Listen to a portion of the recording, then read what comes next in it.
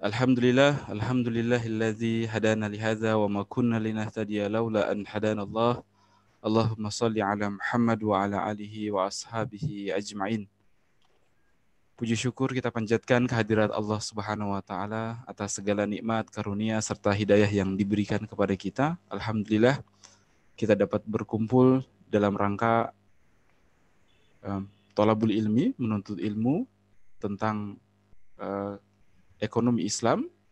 Ya, salah satu ilmu yang sangat penting dalam kehidupan manusia. Salawat serta salam semoga senantiasa tercurah kepada junjungan kita Nabiullah Muhammad sallallahu alaihi wasallam. Semoga kita semua termasuk orang-orang yang mendapatkan syafaat beliau di yaumil akhir kelak. Amin amin ya rabbal alamin. Bapak Ibu yang dirahmati oleh Allah Subhanahu wa taala, peserta kuliah ekonomi Islam.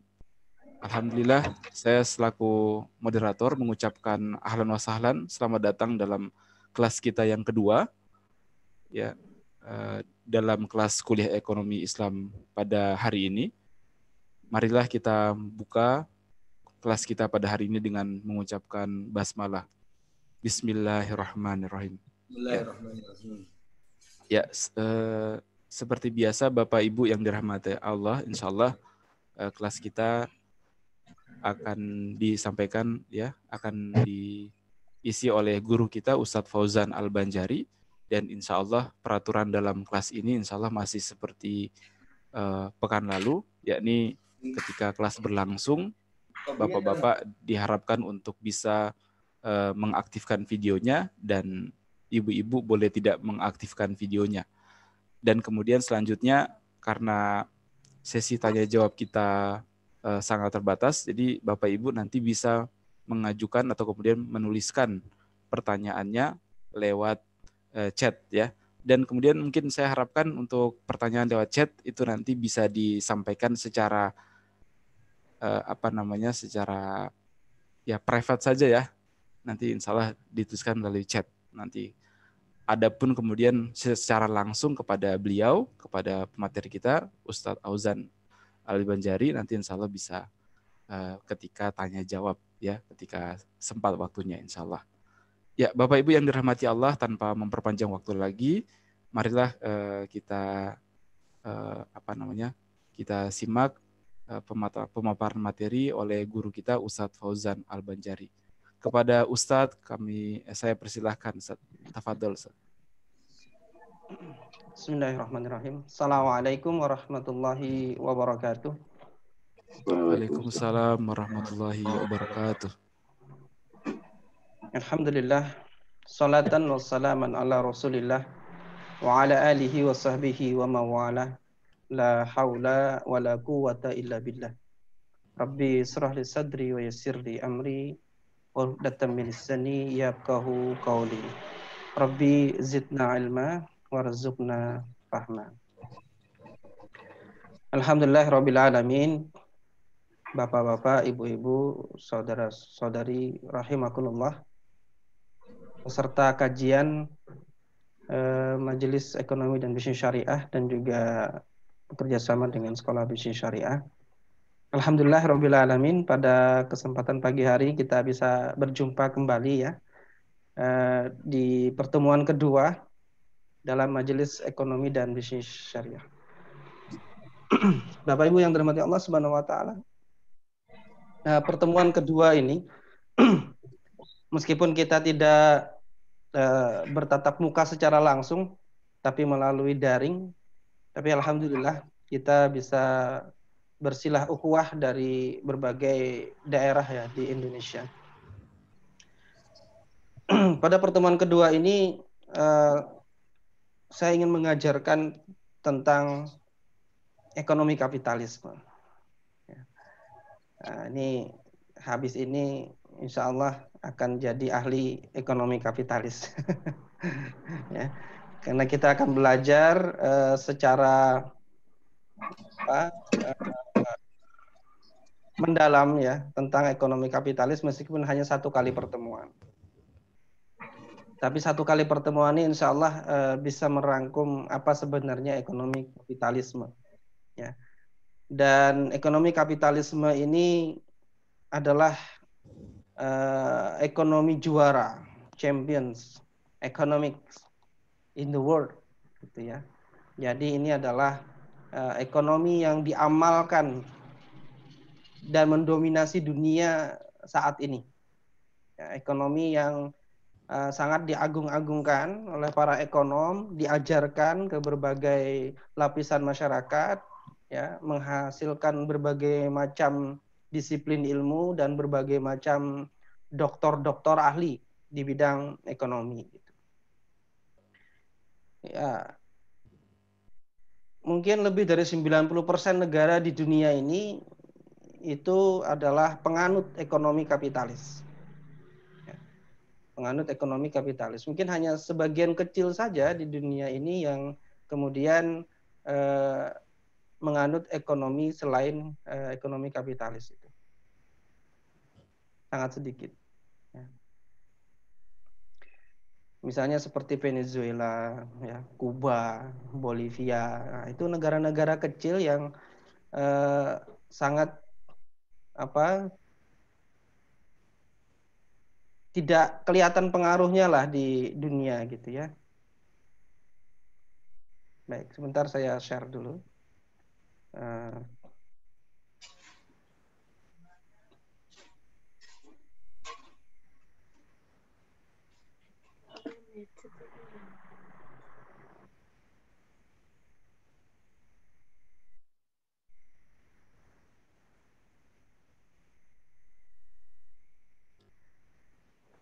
Baik. Nah, yang kita pelajari adalah champions tadi, sistem ekonomi kapitalisme, dan saya akan tunjukkan ke Bapak Ibu semua kenapa sistem ekonomi kapitalis ini begitu luar biasa dianut, ya, diamalkan oleh berbagai negara di dunia, termasuk negara kita, negara Indonesia itu adalah negara yang paling kapitalis, ya, mengalahkan Amerika Serikat yang dia adalah pengusung kapitalisme ke seluruh dunia. Tapi kenapa Indonesia kemudian menjadi paling kapitalis gitu ya? Bahkan lebih kapitalis dari negara pengekspor kapitalis.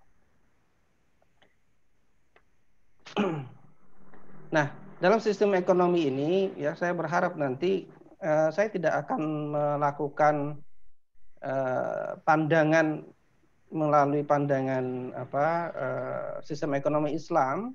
Di dalam pertemuan kita pagi hari ini, saya akan paparkan saja bagaimana sistem ekonomi kapitalisme itu sejatinya itu bagaimana, gitu ya. Sehingga kita nanti bisa mengetahui, oh begini, ternyata sistem ekonomi kapitalis. Ya. Nah, nanti apakah kita akan bisa membantah sistem ekonomi kapitalisme ini ya tergantung pemahaman kita, ya, karena banyak sekali yang tidak bisa membantah sistem ekonomi kapitalis ini karena memang punya kekuatan argumentatif, ya, dari sisi bahwa dia sebagai ideologi. Baik, dalam setiap kita mempelajari sistem ekonomi di perkuliahan ataupun sejak sekolah menengah atas, nah, para ahli itu sering sekali kemudian menyampaikan di dalam buku-bukunya dan diajarkan itu mengatakan bahwa manusia dan masyarakat itu senantiasa memiliki kebutuhan, ya, baik barang maupun jasa. Dan ini fakta kan? Ini adalah suatu fakta bahwa manusia dan masyarakat pasti punya kebutuhan, ya, baik barang maupun jasa. Barang itu sesuatu yang dia terlihat bentuknya berupa bentuk fisik, ya, bisa dilihat, dirasakan, ya, dipegang begitu, itu adalah semua barang. Kemudian jasa itu segala sesuatu yang bisa dimanfaatkan oleh manusia, baik datang dari barang, manfaat suatu barang, ataupun manfaat atau jasa dari manusia. Gitu. Misalnya dokter mengobati orang sakit, itu jasa. Ya. Nah, manusia itu memiliki kebutuhan akan barang dan jasa. Nah, dalam rangka memenuhi kebutuhan tersebut, nah disinilah muncul problem ekonomi, ya, muncul problem dasar ekonomi dalam rangka memenuhi kebutuhan manusia itu. Nah, ketika kita memerlukan sesuatu, pasti kita akan mencari sesuatu itu kan. Pasti kita akan mencoba mendapatkannya. Kalau para pengusaha online misalnya, kalau nggak punya HP yang bisa online, itu masalah itu. Ya nggak? Nah, itu masalah. Ya, dia nggak bisa online, padahal dia adalah pedagang online. Itu problem buat dia. Itu akan menjadi problem bagi dia. Nah, kalau dia sudah punya, ya, kalau dia sudah punya HP misalnya, ya, kemudian bisa online, ternyata kebutuhannya adalah harus lebih cepat penanganannya, maka dia akan butuh lagi dengan produk HP yang lebih bagus lagi. Gitu. Nah, ini adalah kebutuhan-kebutuhan manusia. Dan setiap orang punya kebutuhannya masing-masing. Dan ketika dia akan memanfaatkan atau mencari kebutuhan itu, nanti akan memunculkan problem. Ya, problem mendasar. Kenapa dia tidak bisa memiliki HP yang lebih tinggi spesifikasinya? Itu problem bagi dia. Ya. Begitu juga kalau orang berusaha kemudian tidak punya kendaraan, tidak punya sepeda motor misalnya. Ya, itu problem bagi dia terhadap usahanya. Kalau sudah punya motor nanti pas keluar kehujanan, nah problem lagi. Nah, nanti perlu yang roda 4. Belilah rodanya 2 lagi kan. Jadi 4 rodanya. Tetap kehujanan karena cuma rodanya yang 4. Ya, bukan mobil yang dibeli. Kenapa nggak bisa beli mobil? Nah, itu problem. Ya, problem ekonomi. Nah, oleh karena itu berbagai macam kebutuhan itu ketika kita ingin memenuhinya di tengah masyarakat, menurut para ahli ekonomi itu akan mendatangkan problem asasi, problem dasar ekonomi. Karena apa? Manusia itu pengen terus, ya, butuh terus. Tadi butuh HP, sudah punya HP, pengen yang lebih bagus lagi. Punya kendaraan, sepeda motor, pengen punya mobil. Punya mobil, pengen punya mobil yang lebih bagus lagi, dan terus dan terus. Maka menurut para ekonom kapitalis, inilah problem dasar manusia, bahwa kebutuhan manusia itu tidak terbatas, sedangkan alat pemuas kebutuhan atau sarana pemenuhannya itu terbatas. Nah, inilah problem asasi dalam ekonomi. Ya. Jadi problem dasar di dalam ekonomi menurut kapitalisme sesuai dengan fakta yang dia indra, bahwa manusia itu terus memerlukan sesuatu tanpa henti, ya, sedangkan sarana pemenuhannya itu terbatas. Sehingga mereka kemudian menyatakan sebagai problem asasi di dalam ekonomi kapitalis itu adalah scarcity atau kelangkaan, yaitu ketidaktersediaannya berbagai barang dan jasa untuk memenuhi kebutuhan manusia yang tidak terbatas. Inilah problem dasar ekonomi menurut kapitalis. Jadi begini, di dalam ilmu itu kan ada ontologi, epistemologi, dan aksiologi. Nah, kita sekarang itu sedang membahas ontologinya ekonomi kapitalis, yaitu pertanyaan paling mendasar di dalam sebuah ilmu. Nah, pertanyaan paling mendasar inilah yang dijawab oleh para ilmuwan atau para cendekiawan, ya, kaum intelek daripada orang-orang ekonomi kapitalis ini, ekonom kapitalis. Dan mereka telah memikirkan hal ini dan menemukan bahwasanya problem asasi bagi ekonomi itu adalah kelangkaan atau scarcity. Nah, dimanapun kita belajar tentang ekonomi kapitalis, maka insya Allah yang akan disampaikan kepada kita adalah problem asasi yang harus dijawab, yang harus diberikan solusi di dalam kehidupan ekonomi itu adalah terkait dengan kelangkaan atau scarcity ini. Nah, kemudian mereka membagi scarcity itu, kelangkaan tadi itu, ke dalam 3 problem dasar, ya, dari ekonomi, yaitu yang pertama adalah apa komoditi yang akan diproduksi dan berapa jumlahnya, kemudian bagaimana kita akan memproduksi dari komoditas tersebut, dan untuk siapa komoditas tersebut akan kita produksi. Nah, kalau kita lihat dari sini tidak ada yang salah dengan kapitalisme. Ya. Apa yang akan kita produksi? Ini kan masalah ekonomi.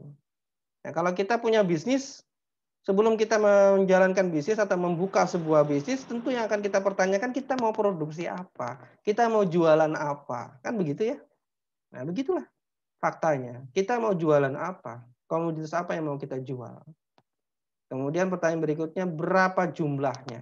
Berapa banyak kita akan menjual? Kalau kita sudah punya produk, kepada siapa komoditas itu akan kita jual? Kalau sudah ada pembelinya, terus bagaimana kita memproduksinya? Nah, ini adalah pertanyaan mendasar dalam ekonomi, ya, menurut kapitalis. Nah, bahwasanya scarcity tadi itu mereka pecah menjadi 3 pertanyaan fundamental di dalam ekonomi kapitalis, yaitu what, how, and for who. Ya. Apa, bagaimana, dan untuk siapa. Ini adalah 3 problem atau pertanyaan mendasar di dalam ekonomi kapitalis. Nah, jadi begini,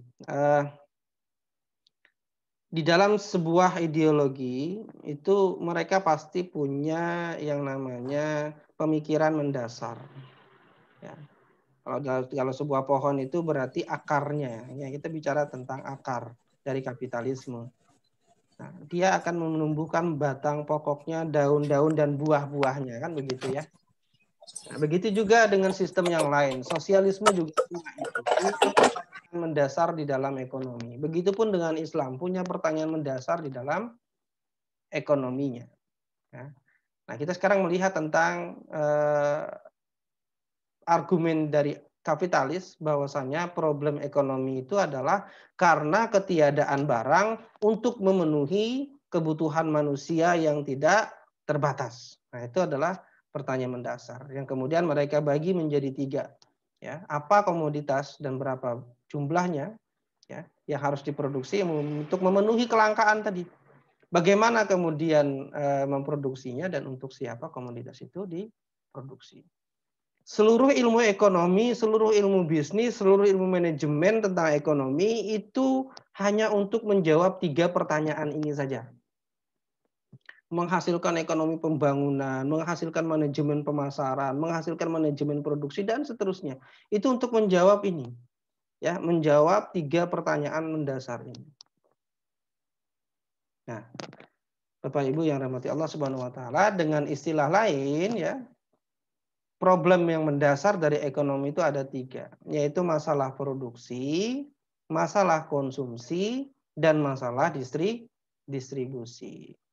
Kemanapun kita belajar ekonomi, yang dibahas itu hanya 3 ini saja. Nggak ada yang lain. Itulah kenapa ini disebut dengan problem dasar ekonomi. Inilah yang mau dipecahkan. Kalau inilah yang menjadi problem dasar, tentu inilah yang harus dijadikan solusi, kan begitu. Ya, sebuah ideologi itu dia memang bersifat seperti itu, memahami sebuah problem, kemudian memberikan solusi atas problem itu. Nah, kapitalisme juga memenuhi syarat, ya, memenuhi syarat sebagai sebuah ideologi. Dia bisa mengetahui apa problem mendasar manusia, kemudian di dalam ekonomi maksud saya ya, kemudian apa solusinya. Nah, itu juga akan dipecahkan oleh kapitalisme. Ya. Nah, kalau kita melihat begini kan, kalau kita dalam bisnis ya begini ini. Ekonomi itu ya begini ini. Bagaimana kita memproduksi, bagaimana kemudian itu bisa dikonsumsi, ya, atau siapa target pasar kita punya barang, siapa target pasar kita, itu kan konsumen, konsumsi. Kemudian bagaimana kita mendistribusikan kepada mereka. Nah, itu kan problem ekonomi. Dalam yang lebih kecil itu problem bisnis. Bisnis itu kan memang untuk ekonomi. Nah, sehingga secara faktual apa yang dikaji oleh ekonomi kapitalis itu di mana salahnya gitu. Nah, kalau kita diskusi dengan ahli-ahli ekonomi kapitalis, di mana salahnya? Kita problem dasar kita memang itu. Ya, produksi, konsumsi, dan distribusi. Oleh karena itu, bagi mereka, kalau inilah problem dasar, lalu apa solusinya? Ya, apa solusi dari 3 problem dasar ini? Nah, Bapak Ibu yang rahmati Allah, sebelum kita masuk ke solusi ini, kita harus tahu kenapa sebenarnya ya sistem ekonomi kapitalis ini lahir. Gitu. Dari mana sebenarnya sistem ekonomi kapitalis ini lahir? Nah, karena itu kita coba lihat sejarah lahirnya dulu ya, sehingga kita bisa mengetahui kenapa mereka kemudian memberikan solusi seperti itu kepada masyarakat dunia. Gitu. Ya. Jadi sebelum ekonomi modern lahir, maksudnya adalah ekonomi modern ini adalah ya ekonomi yang sekarang dijalankan, yaitu ekonomi kapitalis. Ya. Sebelum ekonomi kapitalis itu lahir, paham ekonomi yang dianut, ya, paham ekonomi yang dianut oleh negara-negara Eropa saat itu adalah paham ekonomi merkantilisme. Ya, paham ekonomi merkantilisme.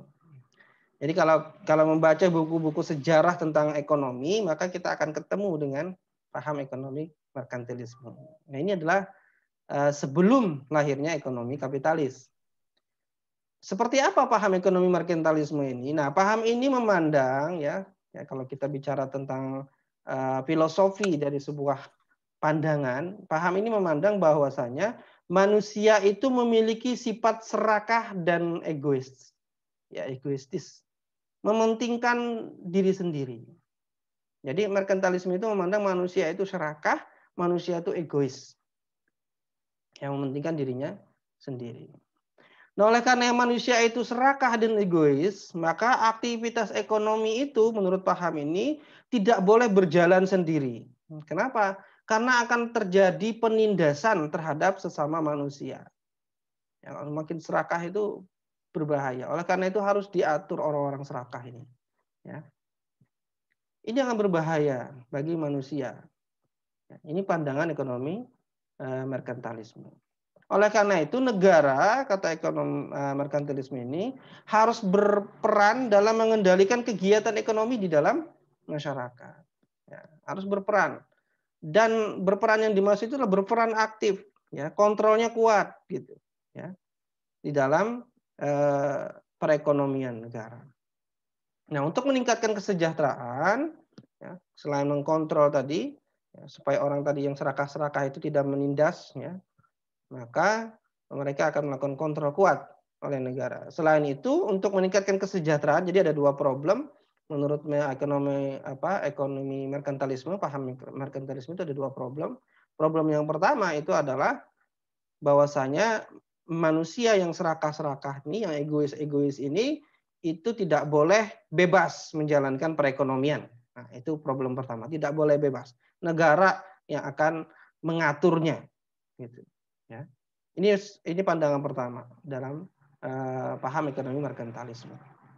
Kemudian yang kedua, supaya negara itu sejahtera, supaya negara itu menjadi negara yang maju, maka kata paham ekonomi merkantilisme, ya negara itu harus memproduksi berbagai komoditas sebanyak-banyaknya. Untuk apa? Untuk diekspor, ya, supaya memperoleh emas. Ya, kenapa memperoleh emas? Ya karena memang mata uang saat itu adalah emas. Gitu. Ya, untuk menambah kekayaan negara, maka yang harus dilakukan adalah memproduksi berbagai macam komoditas, ya, apa saja pokoknya, kemudian diekspor sehingga memperoleh banyak devisa negara, yaitu berupa emas. Inilah paham ekonomi merkantilisme di dunia Eropa saat itu. Begitulah mereka menjalankan perekonomian saat itu di Eropa. Lalu apa yang terjadi? Ternyata tidak sejahtera. Ternyata buruk ya, hasilnya terhadap bangsa-bangsa Eropa saat itu.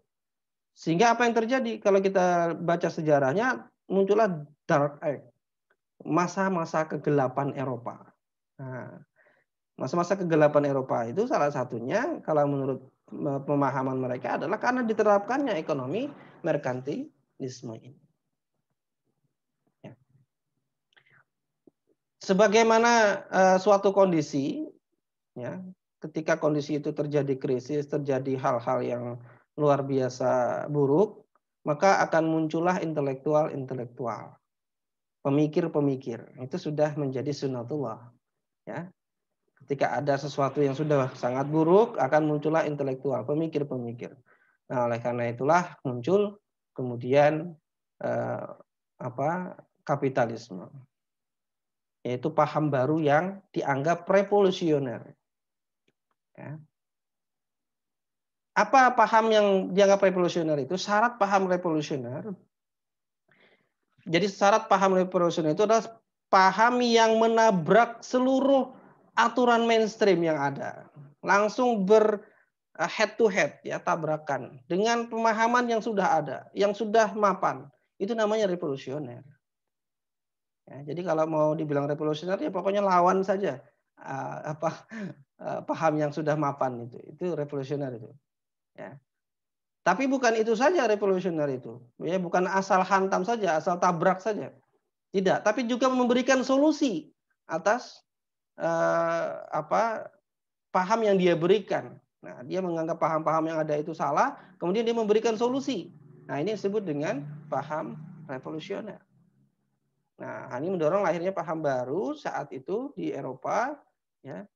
Sehingga pada tahun 1776, nah ini kan mengawali kebangkitannya Renaissance, ya. Revolusi, ya. Kenapa paham ini dianggap revolusioner? Ya karena memang melawan kemapanan paham-paham yang ada saat itu. Jadi 1976 lahirlah buku yang berjudul The World of Nations. Ya. Bagaimana negara itu menjadi sejahtera. Penulisnya siapa? Ya penulisnya Adam Smith. Buku ini tebalnya 900-an halaman. 900-an halaman, ya. Di sanalah bercerita tentang bagaimana ekonomi kapitalis di awal paham ini, ya. Nah, buku ini jelas mengkritik pandangan dasar dari paham merkantilisme. Oleh karena itu dia dianggap sebagai buku yang revolusioner, ya, karena dia berani mengkritik pandangan yang sudah mapan, yang sudah dijalankan berabad-abad di negara Eropa. Nah, ini dikritik oleh buku ini, oleh Adam Smith. Jadi di dalam buku itu dikatakan bahwa paham yang memandang bahwa manusia itu memiliki sifat serakah dan egois sehingga harus dikendalikan oleh negara itu adalah paham yang salah. Nah, kalau tadi kan merkantilisme mengatakan harus dikontrol oleh negara, sedangkan Adam Smith mengatakan ini salah. Ya. Kalau ada paham yang memandang bahwa manusia itu memiliki sifat serakah dan egois sehingga sifat serakah dan egois itu adalah sifat yang buruk sehingga harus dikendalikan oleh negara, itu adalah paham yang salah menurut ekonomi kapitalis. Sehingga menurut mereka sifat serakah dan egois itu tidak boleh ditekan, tidak boleh dikendalikan oleh negara. Kalau ini ditekan, kalau ini dikendalikan oleh negara, itu tidak akan memajukan perekonomian. Ya. Kenapa? Karena menurut mereka dalam paham ekonomi kapitalis ini sifat manusia yang seperti ini itu sebenarnya tidak negatif, gitu. Ya, bukan sifat yang negatif, tapi justru sifat yang sangat positif. Ya. Karena akan dapat memacu pertumbuhan ekonomi dan pembangunan secara keseluruhan. Kalau tidak ada orang-orang yang serakah dan egois ini, menurut paham ekonomi kapitalis itu tidak akan maju perekonomian. Tidak akan maju perekonomian. Dan sikap egoistis manusia itu tidak akan mendatangkan kerugian dan merusak masyarakat sepanjang ada persaingan bebas. Gimana ceritanya begitu? Ini saya contohkan tentang orang jualan bakso saja. Ada suatu perguruan tinggi misalnya, kemudian ada pedagang bakso yang jualan di situ. Biasanya kan kalau ada pembukaan perguruan tinggi baru itu rame, ya. Ramelah perekonomian di sana kan begitu, ya. Mulailah ada kos-kosan di sekitarnya, mulai buka warung makan dan seterusnya. Itu kalau ada perguruan tinggi itu begitu tuh. Ya, ekonomi di sekitarnya bisa hidup. Nah, saya contohkan kenapa kemudian kapitalisme ini mengatakan bahwa ini tidak negatif kok, ini positif. Ya. Misalnya ada tukang bakso jualan bakso. Harganya baksonya adalah 10.000. Harga produksi baksonya 8.000. Untungnya berapa? Untungnya 2.000. Labanya kan 2.000 ya. Jadi semangkok bakso dia akan dapat laba 2.000. Coba kalau dia nggak serakah, menurut kapitalis nih ya.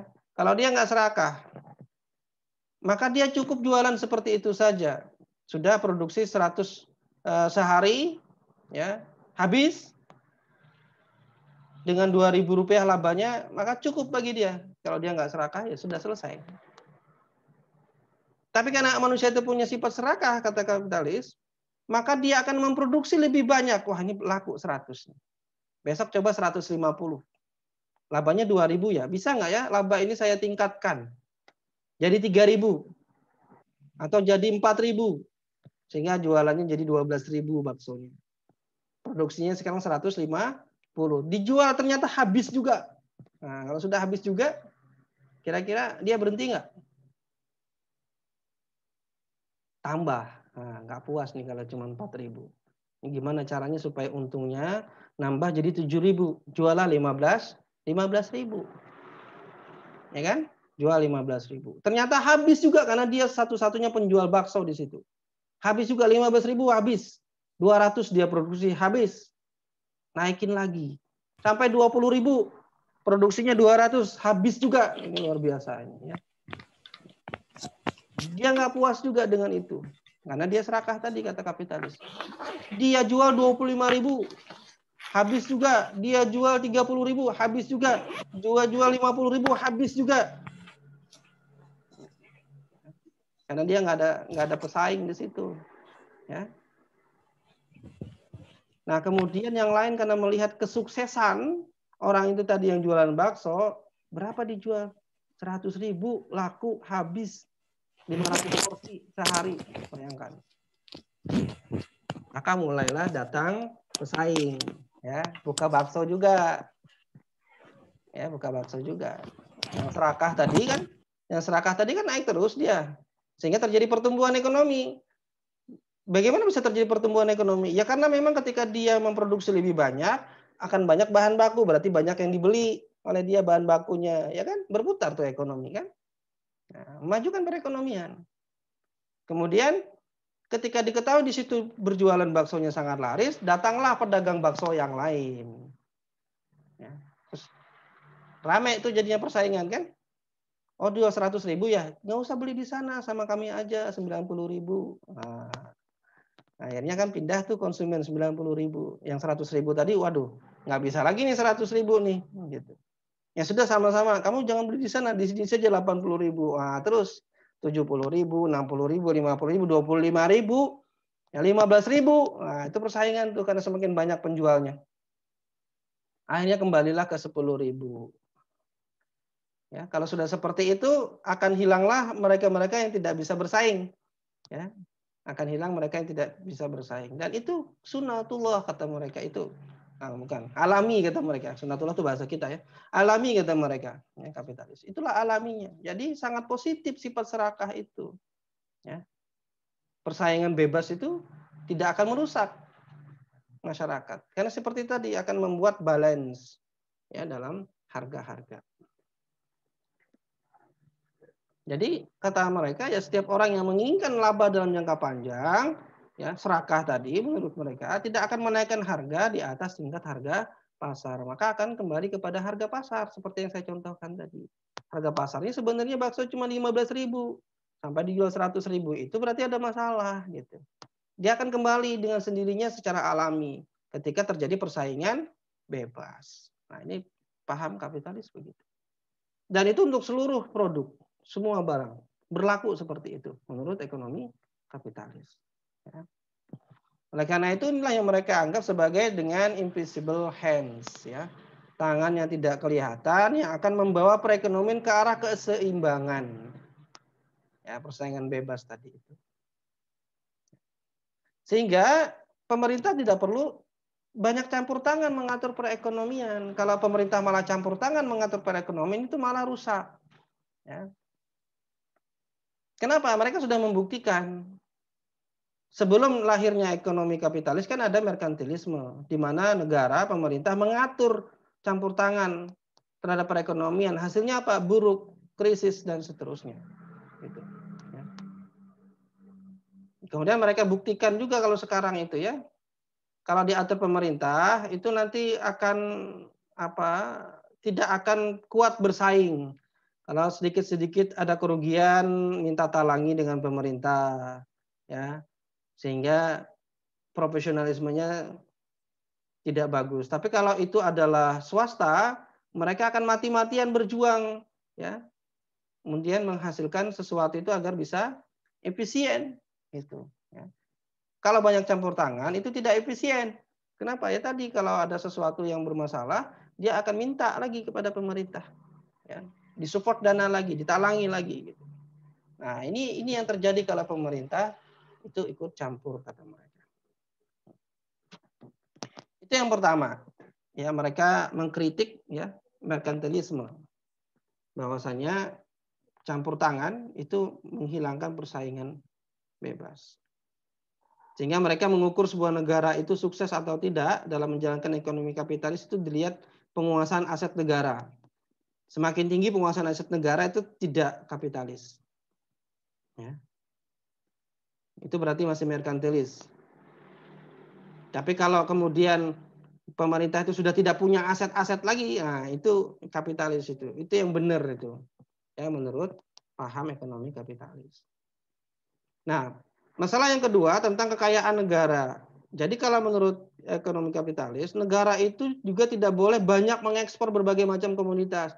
Ya, cukup spesifik andalan saja, ya. Beberapa komoditas tertentu saja. Ya, untuk memenuhi kebutuhan komoditas yang lainnya. Ya, yang lain diimpor saja.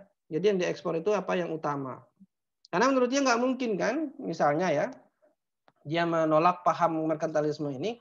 Kalau semuanya di negara Eropa itu kemudian mengekspor, memproduksi pertanian, perkebunan, mengekspor itu semua, padahal semua juga melakukan hal itu, yang beli siapa? Artinya apa? Jadi paham merkantilisme itu tertolak secara konsep. Kalau semua negara itu kemudian memproduksi dan mengekspor ya produk-produk yang sama, siapa yang beli? Kan tidak ada yang beli. Logis, ya? Memang begitu kan? Nah, siapa yang akan mau mengimpor kalau dia juga sudah produksi? Oleh karena itu, menurut kapitalisme, negara-negara itu cukup kemudian memproduksi beberapa produk andalan. Ya, misalnya kalau Jerman itu produk andalannya kan otomotif. Ya. Pokoknya otomotif dari Jerman itu handal, terpercaya dan seterusnya. Orang percaya dengan produk buatan Jerman. Begitu juga produk kedua yang diekspor Jerman itu kan farmasi, ya. Farmasi Jerman itu yang terkenal Bayer misalnya. Itu kalau pakai stempel Bayer aja sudah oke dah tuh, gitu kan. Kalau Swiss coklat, ya. Coklat padahal di sana tidak nanam coklat. Ya, Swiss itu tidak punya kebun coklat, ya. Tidak banyak, kecil. Tapi dari mana? Ya dia mengimpor bahan baku coklat kemudian dibuat sehingga memiliki added value yang luar biasa dan kemudian diekspor. Nah, begitulah yang betul kata kapitalisme. Itu yang benar. Ya. Begitulah yang harusnya dilakukan. Tidak seperti yang dilakukan oleh merkantilisme. Dengan demikian maka akan terjadi keseimbangan pasar internasional dari setiap negara. Karena setiap negara itu hanya mengirimkan, ya, mengekspor produk-produk andalannya saja yang tidak sama dengan produk negara lain. Kalau sama nanti bersaing. Ya, kalau bersaing berarti kuat-kuatan modal, kan begitu. Nah, oleh karena itu kata paham kapitalisme ini, ambillah produk unggulan, ya. Maka diajarkanlah dalam ilmu ekonomi itu competitive advantage. Nah, begitu. Ya, turunannya banyak itu. Dari paham ini kemudian turunannya banyak ilmu turunannya. Bagaimana memiliki keunggulan kompetitif begitu, ya. Sehingga dengan begitu ya akan lebih efisien menurut kapitalisme. Nah, kalau mekanisme pasar ini berjalan secara bebas, maka 3 problem ekonomi itu kata kapitalisme akan diselesaikan secara alami. Jadi mekanisme pasar bebas seperti tadi yang saya sampaikan itu akan mampu menyelesaikan masalah apa saja. Ya. Masalah yang tadi itu, yang 3 itu. Menyelesaikan masalah apa, bagaimana, untuk siapa. Itu selesai dengan mekanisme pasar. Produksikah, konsumsikah, kemudian distribusi, itu akan selesai dengan mekanisme pasar bebas. Ya. Nah, ketiga problem ekonomi tersebut ya, akan selesai dengan mekanisme harga yang terbentuk dari proses keseimbangan pasar tadi. Jadi mekanisme harga inilah yang menjadi solusi bagi ekonomi kapitalis menyelesaikan 3 problem mendasar ekonomi tadi. Ya. Orang akan bisa berproduksi ya kalau dia bisa membayar harga-harga untuk kapitalnya, ya, barang-barang modalnya, bisa dia berproduksi dengan mekanisme harga. Sehingga berapa banyak yang akan berproduksi menurut kapitalis tidak akan mungkin semua orang akan produksi, tidak akan mungkin. Kenapa? Karena mekanisme harga yang akan mengatur siapa yang bisa berproduksi, siapa yang tidak bisa. Jadi itu alami saja, ya, nggak usah diatur, bebaskan saja. Ya. Kalau harga cabai, ini masalah ekonomi misalnya yang sering kita dengar di televisi, harga cabai itu mahal, gimana solusinya menurut paham ekonomi kapitalis? Ya. Kalau harga cabai itu mahal, menurut ekonomi kapitalis, itu biarkan saja. Solusinya dibiarkan saja. Harganya sudah 50.000 sekilo, biarkan saja. Sudah 100.000 sekilo, biarkan saja. Kok bisa begitu? Ya kalau menurut mereka, ini kalau sudah harga itu tinggi, nanti akan banyak yang tanam, yang akan jadi petani cabai. Ya, karena harganya tinggi. Nah, ketika banyak petani cabai, berlakulah hukum pasar. Ketika banyak produk, turunlah harga. Dia akan kembali ke titik keseimbangannya. Nah, begitu mekanisme harga yang akan mengatur. Ya. Siapa yang bisa dapat cabai tadi? Tentu saja yang bisa bayar harganya. Ya, yang bisa bayar harganya. Kalau nggak bisa bayar harganya, dia tidak akan dapat. Nah, inilah mekanisme harga yang terbentuk dari keseimbangan pasar menurut ekonomi kapitalis. Ada yang salah? Ya, kalau itulah hukum pasar. Ya. Nah, dengan istilah lain, maka mekanisme pasar bebas ya akan mampu menyelesaikan masalah produksi, konsumsi, dan distribusi sekaligus. Nah, ini adalah pemikiran dasar dari ekonomi kapitalis, yaitu mekanisme pasar bebas. Nah, Bapak Ibu yang dirahmati Allah Subhanahu wa taala, kekuatan mekanisme pasar ini akan menuju ke titik keseimbangan, ya, equilibrium. Nah, inilah tadi invisible hand, kalau harga tinggi akan turun dengan sendirinya karena orang akan beramai-ramai ke sana, sehingga supply dan demand itu akan kembali kepada titik keseimbangan. Ini pemahamannya. Dalam posisi keseimbangan itu, kegiatan produksi secara otomatis akan menciptakan daya beli. Ya. Karena sudah seimbang, pasti akan daya beli terhadap barang-barang yang dihasilkan. Kalau tidak, nanti kalau misalnya barangnya sepi lagi, nah harganya akan naik, akan banyak yang produksi, harga akan turun lagi. Nah, dari mana daya beli itu diperoleh? Daya beli itu diperoleh dari faktor-faktor produksi, ya, seperti upah, gaji, suku bunga, sewa, dan lain-lain. Nah, pendapatan atas faktor-faktor produksi itu seluruhnya akan dibelanjakan untuk membeli barang yang dihasilkan oleh perusahaan. Nanti saya gambarkan skemanya, ya. Inilah yang dimaksud dengan hukum Say, ya. Jean-Baptiste Say, yang dia mengatakan bahwa supply itu creates on demand. Penawaran itu akan menciptakan permintaannya sendiri, ya. Jadi jangan khawatir.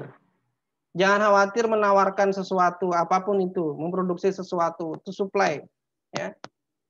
Mensuplai sesuatu itu akan punya permintaannya sendiri. Kalau asalnya barang itu tidak ada, berarti dia langka, harganya mahal. Semakin banyak, peminatnya juga banyak, ya, harganya akan menyesuaikan dan seterusnya, ya. Jadi akan ada terus supply dan demand itu. Jadi supply itu akan akan menciptakan permintaannya sendiri. Nah, karena itu di dalam circular flow of economic, ya, di sini, kalau dari kapitalis itu fokus saja di sini, rumah tangga perusahaan ini. Produksilah sebanyak-banyaknya, nggak ada masalah. Ya. Mereka tuh biarkan saja rumah tangga perusahaan ini, banyak perusahaan kan bermain di sini. Misalnya perusahaan menjual suatu barang. Dari mana mereka dapat apa? Dapat modalnya ya dari rumah tangga masyarakat. Jadi kalau sini memproduksi barang, maka alirannya mereka akan dapat uang karena orang membeli barang. Ya. Nah, supaya mereka bisa memproduksi barang, mereka butuh modal nih yang namanya pasar faktor produksi. Ya, ada lahan, berarti kan sewa. Ya, lahan itu rumah tangga yang punya, masyarakat yang punya. Sehingga masyarakat dapat uang kan, uang sewa dari perusahaan. Tenaga kerja, berarti dia dapat upah dari perusahaan. Begitu kan? Maka dia dapat uang rumah tangga ini. Kemudian kalau rumah tangga menyetorkan modal ke perusahaan, maka perusahaan akan memberikan bunga. Nah, sehingga masyarakat dapat uang. Kalau masyarakat itu punya uang, dia bisa beli barang. Ya, dia bisa beli barang. Inilah keuntungan yang didapatkan oleh rumah tangga perusahaan. Begitulah circular flow of economic. Begitu, ya.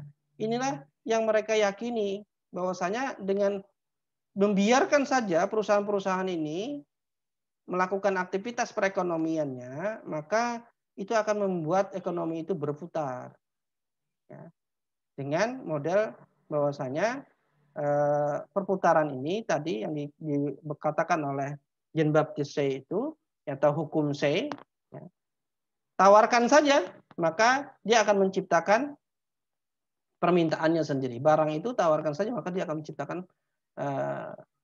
permintaannya sendiri.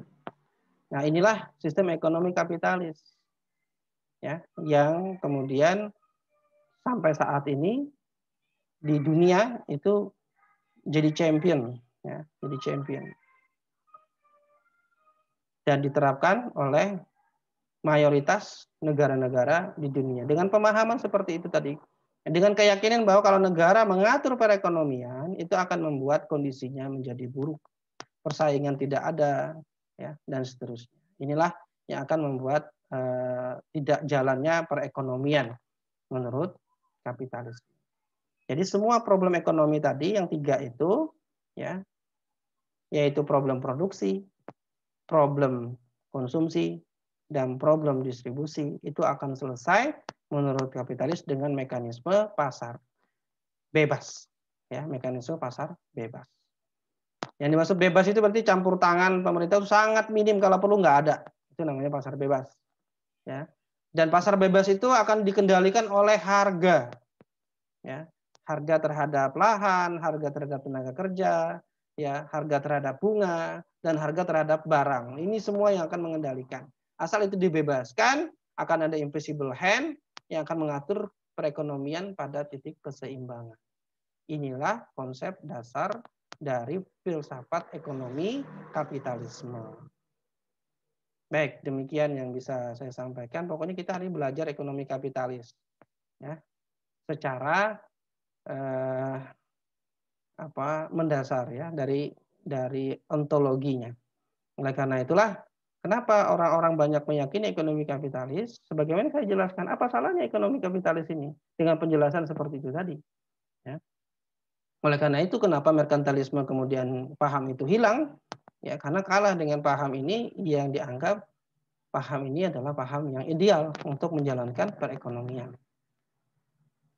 Baik, demikian. Mudah-mudahan ada manfaatnya, ya. Saya yakin penasaran dengan ekonomi kapitalis ini, nggak apa-apa. Lalu bagaimana Islam? Nah, makanya jangan tinggalkan majelis ini, karena minggu depan saya akan sampaikan juga tentang ekonomi sosialis, dan baru nanti pertemuan keempat saya akan sampaikan ekonomi Islam. Ya, kita akan bandingkan ekonomi ini apa adanya, ya, apa adanya. Bagaimana kapitalis, bagaimana sosialis, bagaimana Islam. Dan kita akan lihat, ya, konsep mana yang paling baik, begitu, ya. Baik, saya kembalikan ke Mas Sakti. Tafadhol. Ya, alhamdulillah. Syukron kasiron Ustadz. Alhamdulillah. Terima kasih atas pemaparan materinya. Dan Bapak Ibu yang dirahmati Allah, kita selanjutnya masuk ke dalam sesi tanya jawab. Saya akan membacakan pertanyaan yang sudah masuk, ya. Ya, pertanyaan pertama, Assalamualaikum warahmatullahi wabarakatuh. Eh, kenapa dalam sistem kapitalisme sering terjadi juga krisis ekonomi? Ustaz. Oh ya, saya ulang Ustaz. Kenapa dalam sistem kapitalisme sering terjadi juga krisis ekonomi? Ya, tafadhol Ustaz. Ya. Kenapa sistem ekonomi kapitalisme itu juga terjadi krisis ekonomi? Krisis itu apa? Ustaz. Krisis itu adalah suatu kejadian yang suddenly, ya, mendadak dan kemudian mempengaruhi secara luas, maka disebut krisis. Yang mempengaruhi secara luas kondisi perekonomian, maka dia disebut dengan krisis, gitu ya. Nah, kenapa dalam ekonomi kapitalis itu juga sering terjadi krisis, cyclic malah gitu? Ya karena memang itu tabiat. Apa maksud saya tabiat tadi? Saya jelaskan kan? Jadi ketika orang itu yang serakah tadi itu dibiarkan bebas, ya, dia akan kalau dia punya produk baru, dia akan buat tuh produk, ya, terus gitu ya, sampai kemudian mencapai titik tertingginya. Orang tidak bisa lagi mencapai harganya. Bayangkan kalau itu terjadi pada produk-produk yang dibutuhkan masyarakat secara luas, ya, maka akan terjadi seperti itu. Sehingga ketika dibiarkan seperti itu akan terjadilah krisis.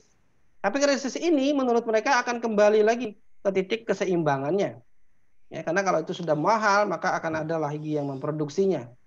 Ya, akan ada lagi yang menyediakannya. Sehingga kemudian mencapai penurunan kembali. Karena kan kalau kita bicara krisis itu kan berarti bicaranya ketidakmampuan daya beli terhadap barang-barang yang dibutuhkan secara umum. Nah, itu krisis tuh. Kan intinya krisis itu. Bagaimana masyarakat tidak bisa lagi membeli. Kenapa tidak bisa lagi membeli? Karena kan mekanisme harga bebas tadi. Sehingga akan terjadi yang seperti itu. Nah, kalau seperti itu akan kembali lagi ke titik seimbang, maka hilang krisis itu. Ya, krisis itu dalam tanda kutip hilang. Ya, karena kembali lagi. Tapi akan siklik lagi, kembali lagi seperti itu. Akan muncul lagi. Tidak lagi dicapai lagi masyarakat. Dan terus-menerus. Nah, salah satunya kenapa itu bisa terjadi siklik begitu, karena ada dalam ekonomi kapitalis itu salah satunya adalah menganggap semua harta itu adalah menjadi alat tukar menukar jual beli. Termasuk di dalamnya adalah uang itu sendiri menjadi komoditas. Jadi seluruh harta itu komoditas. Nah, ketika menjadikan uang menjadi komoditas, yang terjadi krisis. Ya. Kalau uang itu sudah diperdagangkan, sebagaimana tadi yang saya sampaikan pada diagram itu, salah satunya kan uang yang dibungakan. Nah, uang yang dibungakan ini nanti akan mengakibatkan adanya ekonomi non real yang berjalan di samping ekonomi realnya. Nah, sekarang itu yang terjadi adalah ekonomi non realnya sangat besar, ya. Ya ini diamini oleh ekonomi kapitalis bahwa memang harus seperti itu. Ya, makanya saya tadi bilang tabiat. Ya. Memang seperti itulah. Nah, ekonomi non realnya ini akan kemudian berkembang luar biasa, yang bahkan berkali-kali lipat daripada ekonomi realnya, yaitu bunga di sana, ya. Kemudian spekulatif, borrow dan seterusnya itu yang ada di pasar modal, yang ada di pasar uang, ini semua ekonomi non real. Ya. Inilah yang kemudian nanti akan meledak, terjadilah krisis lagi. Begitulah sikliknya. Siapa yang akan bayari krisis itu? Ya kita. Masyarakat dunia yang akan bayari krisis itu. Bagaimana caranya masyarakat dunia bayar krisis? Pajak. Pajak yang ditarik oleh pemerintah-pemerintah yang menerapkan sistem ekonomi kapitalis, itulah yang akan menuntaskan krisis itu. Dan akan kembali lagi krisisnya. Karena tugas pemerintah itu bagi ekonomi kapitalis itu cuma satu. Tugas pemerintah, narikin pajak. Nggak usah ngatur ekonomi, biarkan perusahaan-perusahaan itu berkembang. Ambil pajak saja dari mereka, sudah. Itu tugas negara. Jadi kalau ada masalah dengan perusahaan-perusahaan itu, bail out, nah, gitu kan? Ya, coba aja lihat bagaimana para ekonom, menteri ekonomi, ahli ekonomi, ada masalah bail out, beli dengan uang negara, uang siapa? Uang rakyat. Dari mana dapatnya? Pajak. Begitu saja tugasnya. Kemudian menyediakan hal-hal yang membantu perekonomian, membangun jalan. Nggak mungkin perusahaan mau bangun jalan, kecuali di Kalimantan. Kalau perusahaan-perusahaan tambang itu kan dia bangun jalan sendiri ya. Tapi itu tidak akan terjadi begitu. Ya. Maka negaralah yang bertanggung jawab di dalam ekonomi kapitalis untuk menyediakan sarana, fasilitas bagi perekonomian. Tapi kalau mengatur perekonomian jangan. Kalau diatur rusak. Biarkan saja. Biarkan saja kemudian berjalan apa adanya. Jadi krisis dalam ekonomi kapitalis itu karena menjadikan komoditas, seluruh komoditas itu dipasarkan secara bebas. Seluruh komoditas yang ada di muka bumi ini. Ya, termasuk alat tukarnya sendiri jadi komoditas. Itulah yang menyebabkan. Baik, ada lagi? Ya, syukran Ustaz. Ustaz, saya ada pertanyaan menarik ini sebelum kita lanjutkan ini Ustaz. Jadi begini Ustaz, seringkali Ustaz dalam forum-forum entrepreneur atau kemudian forum-forum pembelajaran bisnis pemula itu kita seringkali diajarkan ya, mungkin juga anak muda yang belajar berbisnis itu seringkali diajarkan bahwa kita tidak perlu untuk kemudian melihat kondisi atau kondisi ekonomi ataupun kemudian bagaimana berharap kepada pemerintah kan sebagai entrepreneur, apalagi kemudian entrepreneur itu memiliki kemampuan untuk menentukan harga seperti itu. Jadi kalau kita menjalankan bisnis, jalankan bisnis saja, ya fokus bagaimana membesarkan bisnis. Tetapi di satu sisi kita melihat dari sisi makroekonomi itu banyak sekali masalah. Nah, pertanyaannya Ustaz, bagaimana seorang pengusaha, khususnya pengusaha muslim itu menempatkan diri ya dalam situasi ini secara mikro itu dia fokus saja membesarkan bisnisnya, apalagi dengan kemampuan menentukan harga dan lain.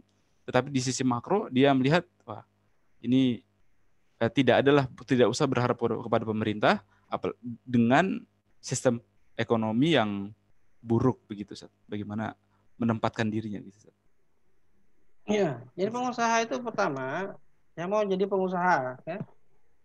Kalau mau jadi pengusaha berarti kan dia harus paham. Paham apa? Paham 3 lingkungan bisnis. Internal, ya. Lingkungan bisnis itu ada lingkungan bisnis internal, itu perusahaan kita kontrol kuat di dalamnya. Kemudian ada lingkungan persaingan bisnis, lingkungan keduanya, lingkungan persaingan bisnis. Siapa pesaing kita? Siapa second-nya? Ya, mana level pertama persaing kita, mana level keduanya, gitu. Mana barang substitusi kita. Ini harus paham. Pebisnis memang begitu. Kalau pebisnis hanya peduli dengan perusahaannya, dia mati. Ya. Pokoknya saya fokus perusahaan saya saja, mati. Dia harus kenal 3 lingkungan bisnis. Lingkungan internal dia, yang dia atur, manajemen dia langsung. Dia punya kontrol kuat, lingkungan bisnis dia. Ada lingkungan persaingan. Kemudian semua lingkungan ini ada di dalam lingkungan besar yang disebut dengan makroekonomi. Perubahan politik, perubahan kondisi, itu akan mempengaruhi hidup mati bisnisnya. Jadi tidak benar kalau pengusaha itu nggak usah peduli dengan, nggak bisa. Pengusaha itu harus peduli, karena itu berpengaruh dengan bisnisnya. Ya, akan berpengaruh dengan bisnisnya. Coba contoh. Mungkin pedagang-pedagang kaki lima merasa, saya nggak peduli lah dengan kondisi ekonomi gitu ya. Nggak peduli. Dia jualan apa? Dia jualan misalnya pecel lele. Tahu pecel lele ya? Oh, di Jawa banyak nih ya pecel lele.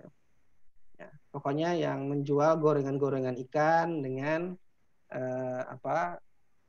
sayuran yang mentah begitu. Kalau di Banjarmasin sih jarang. Karena makanannya berbeda ya. Tapi kalau di Jawa banyak. Dia nggak peduli dengan lingkungannya. Tapi ternyata suplainya dari mana? Suplainya kan tetap dari lingkungan eksternal. Ternyata bahan-bahan bakunya naik.